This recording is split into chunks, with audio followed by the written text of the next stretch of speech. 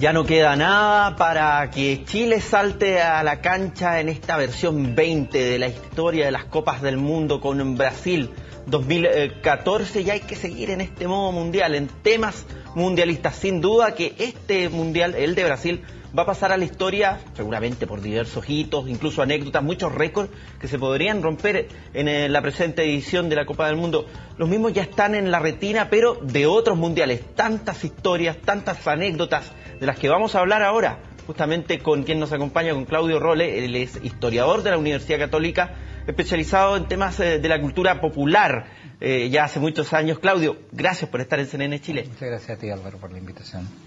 Vamos a interactuar sin dudas, seguramente ustedes tienen muchas dudas y muchas consultas, lo pueden hacer a través del hashtag CNN en alerta. Quería comenzar esta conversación, Claudio, viendo la dimensión del fútbol en el contexto histórico, lo que te toca a ti, tu trabajo, y justamente cómo las copas del mundo, los mundiales, han ido marcando la historia, no solamente de este deporte, sino que de la humanidad.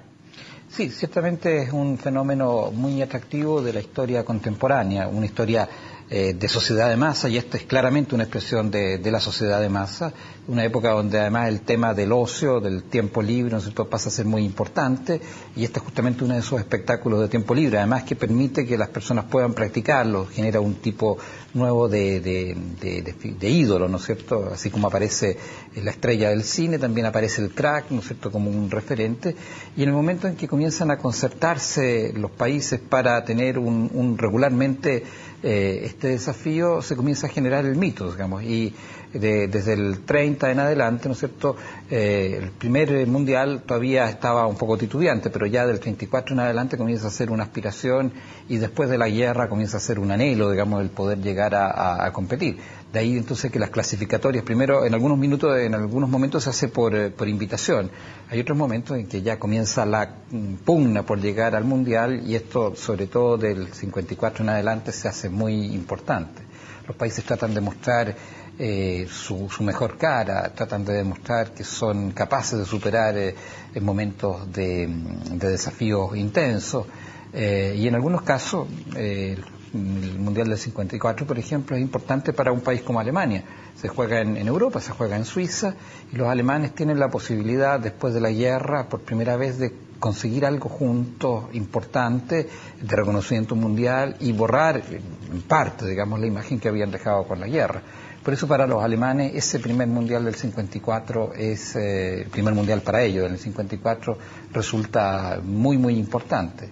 Y es un mundial además donde probablemente el equipo que hace el juego más bonito, el juego más atractivo, queda en el segundo lugar. La eficiencia alemana, la disciplina, también este compromiso con la historia termina imponiéndose. ¿Por qué llega a ser tan importante el fútbol en un contexto social y político? ¿Qué tiene el fútbol para conseguir eso que, como tú lo explicabas, lo ejemplificabas con la Alemania de 1954, puede llegar a hacer olvidar cosas tan terribles y que escapan absolutamente a la esfera del balompié? Bueno, yo creo que tiene que ver con la proyección de un sentimiento nacional. Hay países donde los sentimientos de identificación nacional se han consolidado fuertemente a través de los eventos deportivos, no solo los mundiales de fútbol. Pero el mundial de fútbol, además, al ser un deporte de equipo, permite que ciertos valores comunes se exalten y se proyecte una sociedad, digamos, en el éxito, en el empeño, en el esfuerzo, en la dedicación a la búsqueda del logro deportivo.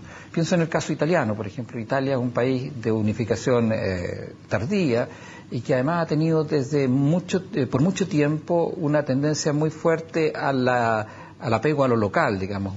Son muchos países dentro de un mismo país. Italia es un país muy bilingüe, digamos, en el sentido de que se habla italiano, pero en muchos lugares se hablan dialectos, hasta el día de hoy.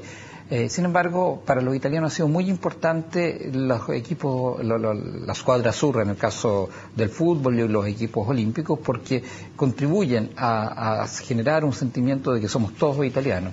Y esto se ha potenciado fuertemente en el último tiempo, porque además los mundiales, los últimos, el del 82 y el 2006, permiten compensar, digamos, o evadir en alguna forma otros malos ratos y situaciones de crisis, por ejemplo, política o de otra índole, que se subliman un poco en este éxito deportivo.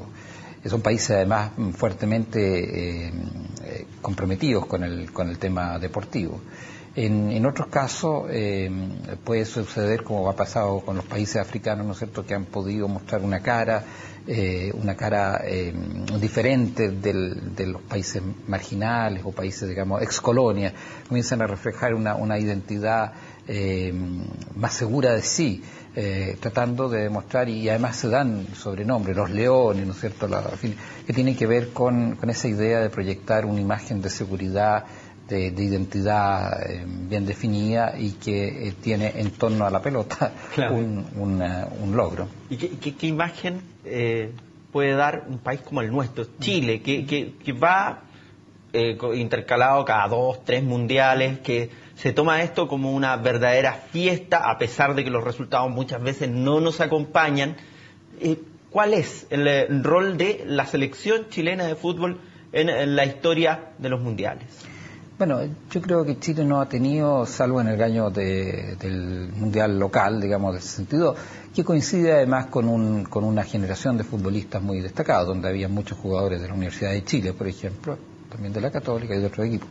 Recuerdo los de la Chile más fuertemente, Leonel, Carlos Campos, etcétera. Era una generación particularmente dotada, que además tenía un sistema de juego bien probado y que jugando de local logra hacer un buen mundial. No siempre los locales logran hacer un buen mundial, digamos, ha pasado en otros momentos que los locales generan expectativas, pero se hunden. En el caso quizás de España, el 82, por ejemplo, o los equipos mexicanos, sea en el 70, sea en el 86, no logran hacer buenos mundiales. En el caso de los chilenos, en el mundial del 62 hacen buen juego, tienen una generación bien dotada y una, digamos, presentación muy digna. El resto, hay más generación de expectativa y tiene que ver con que muchas veces nosotros nos fascinamos con las posibilidades, con la idea, con el sueño de poder pasar, y eso es muy peligroso porque en definitiva yo creo que hoy día tenemos un nivel de expectativa desmesurado respecto a lo que podamos hacer. Es cierto que tenemos una generación de jugadores particularmente notable, pero una cosa es tener buenos jugadores y otra cosa es lograr un buen funcionamiento, sobre todo en estos sistemas digamos, muy apretados, ¿no es cierto? Esto es un condensado muy apretado, muy exigente, y no siempre los mejores equipos están, o digamos, los equipos están preparados para este alto nivel de exigencia.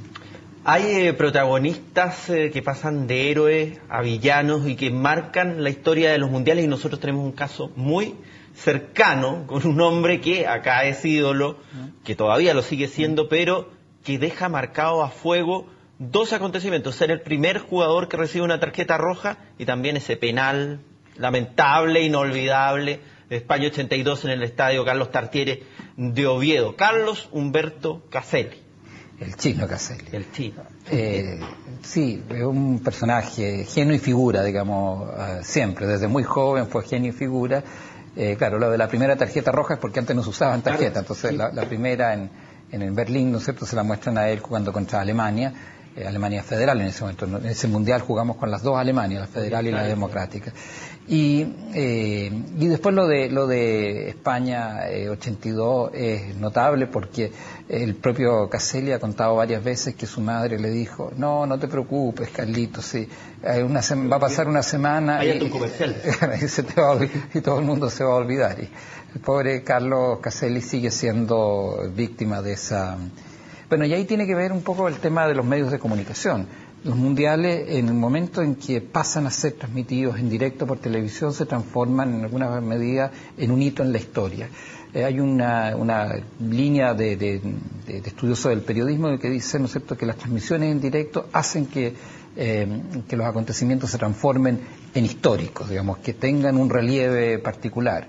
Cuando se decide transmitir algo en directo es porque se considera que va a ser, digamos, va a tener una trascendencia en la historia. Los mundiales no solo son un gran negocio en esta materia, sino que también aspiran a dejar una cierta huella. Y cada 4 años, en alguna medida, nos juntamos a recordar anécdotas, a mirarnos cómo hemos cambiado, cómo hemos progresado, cómo ha cambiado también el fútbol de otros países, pero sobre todo a hacer una reflexión sobre el futuro, pero también sobre el pasado, sobre cómo hemos llegado a lo que somos. Futbolistas que buscan consagración y que sin la obtención de una Copa del Mundo poco importa realmente lo que hagan en sus clubes. Estamos a puertas de ver si Lionel Messi, ese extraordinario futbolista del Fútbol Club Barcelona, se consagra con la selección argentina para tratar de equiparar la figura, por ejemplo, de un Diego Armando Maradona. Lo propio para Neymar, que tiene la referencia de Pelé, la similitud en la selección brasilera. ¿Por qué los mundiales tienen ese atractivo y ese poder de finalmente consagrar futbolistas más allá de sus carreras en los clubes? Yo creo que se combinan dos cosas. Primero, por la atención generalizada de millones de personas que durante un mes le dan una atención al medio futbolístico más allá de lo normal, digamos. Se produce, bueno, tú lo decías al comenzar, estamos en modo mundial, ¿no es cierto? Se ha acuñado ahora esa expresión. Y entonces hay mayor atención y es el momento en que un gran líder tiene que mostrar su liderazgo. Un conductor de un equipo, ¿no es cierto?, uno que en alguna forma marca no solo con su calidad futbolística, sino también con su carácter, tiene ese tiempo limitado para hacer una hazaña. Y pasa no solo con los delanteros, yo pienso, por ejemplo, en algunos casos, no sé, algunos defensas, ¿no es cierto? Baresi, por ejemplo, marcó o Gaetano Scirea en la Italia del 82, era una persona que tenía un liderazgo muy fuerte. Pasa con Beckenbauer en varias selecciones alemanas, ¿no es cierto?, que marcan un carácter con su voluntad de conducir a su equipo y se convierten en figuras que trascienden el mundial, quedan en la memoria. Y por otra parte está el hecho de que no solamente tienen este tiempo limitado por los medios de comunicación, sino que también porque son campeonatos muy exigentes, porque se juega muy seguido y en definitiva el que quiere salir campeón del mundo tiene que jugar 7 partidos de alta intensidad en un mes, lo que plantea un desafío de campeón. Y en ese sentido, quien logra superar ese desafío ya tiene un mérito per se. Ha logrado tener estado físico, capacidad mental, resistencia a la presión, como para convertirse en una figura excepcional.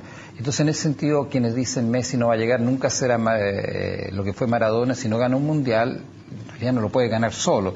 Pero, en fin, sería muy importante para Messi lograr ese resultado, porque tiene la atención de todo el mundo, porque se le plantea una exigencia fuerte en tiempo corto y porque tiene que demostrar que tiene no solo talento futbolístico, sino que también tiene carácter de liderazgo, digamos. No sé si te pongo en aprietos, pero desde tu punto de vista historiador me gustaría consultarte cuál es para ti la mejor edición de las Copas del Mundo. De las que yo he visto, la realidad es difícil porque uno está marcado por sus preferencias personales, digamos. A mí, por ejemplo, el Mundial de España 82 fue un mundial que me resultó grato en cuanto yo era seguidor de Italia. Italia clasificó en ese mundial con 3 empates en la primera fase, pero después le ganó a Argentina y a Brasil, a Polonia, y termina ganándole a Alemania. A mí fue un mundial que me gustó mucho, no solo por Italia. Por ejemplo, una Francia extraordinaria que pierde en un partido memorable, un poco trágico también con Alemania en semifinales, digamos, pero era un gran equipo. Ahora, tengo un recuerdo muy vago del Mundial del 70, de la final sobre todo del Mundial del 70, y según los expertos dicen que ese ha sido uno de los mejores mundiales de la historia, particularmente por el talentosísimo equipo brasilero, digamos, con grandes figuras, y porque también el finalista contrario, digamos, Italia, fue un muy buen equipo que tuvo una semifinal mítica en Italia, ¿no es cierto? Italia 4, Alemania 3, un poco lo mismo que pasó en el Mundial del 82 cuando Alemania derrota a Francia. Entonces yo diría, siguiendo un poco la convención, pero te digo, es más bien indirecta, está en mi opinión, creo que el del 70. Entre los que yo recuerdo de haber visto directo, pienso que el del 82 es un gran mundial. Sí. Se nos acaba el tiempo, Claudio. Te agradezco por aceptar la invitación de estar acá en CNN Chile cuando estamos todos en esta vigilia para lo que va a pasar mañana en Cuiabá, ahí en Brasil con Chile, Australia. Es una nueva participación de La Roja en las Copas del Mundo. Gracias por estar. Se nos repite Australia.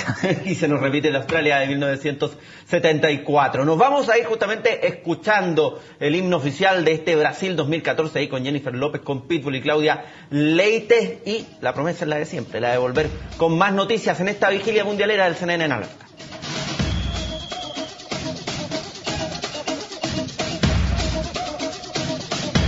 Put your flags up in the sky.